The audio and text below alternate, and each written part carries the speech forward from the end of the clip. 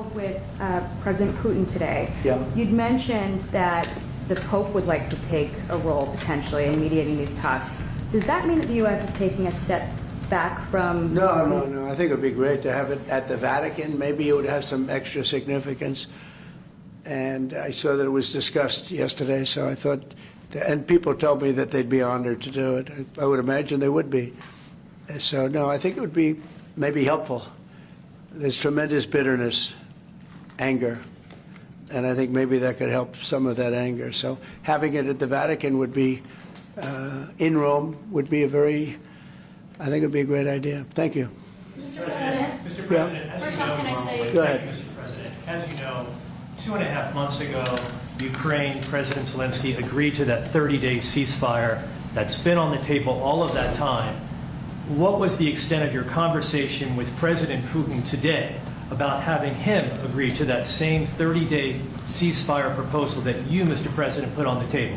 Well, what we've done, and very strongly, is we said, let's get this thing going. You know, I had many of the leaders of European nations on the line with me right after the call, and we have to get that thing solved. 5,000 young people every single week on average. And I've seen satellite pictures. You don't want to see these pictures. We'll have to see what happens. This was not my war. This is not a war that would have happened if I were president. This is not my war. I'm just here to try and help. We've spent hundreds of billions of dollars on this war, and yet that's not, frankly, we made much more than that just in 4 days in the Middle East.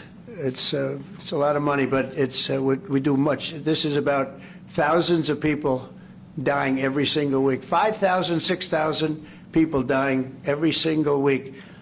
And just like you have the relatives here, wives and children and everything, you have, these soldiers, they say goodbye in Ukraine and in Russia, and then their parents never see them again, except maybe in pictures of horrible scenes, because I've seen some scenes, I've never seen anything like it.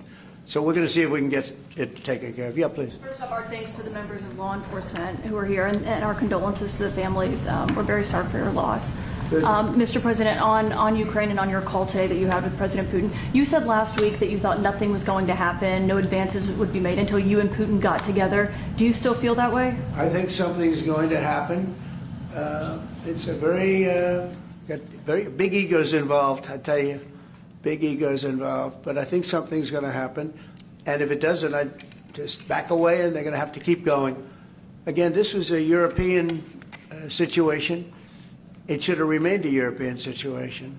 Should have remained. But we have, because the past administration felt very strongly that we should be involved, and we got involved much more than Europe did in terms of the money and all of the things that we gave. We gave massive amounts, I think record-setting amounts given to a foreign. There's never been anything like this, both weaponry and money.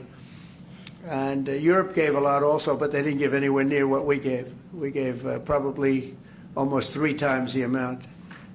And it's just a shame. The whole thing is a shame. Did you ask the level of death is just a shame.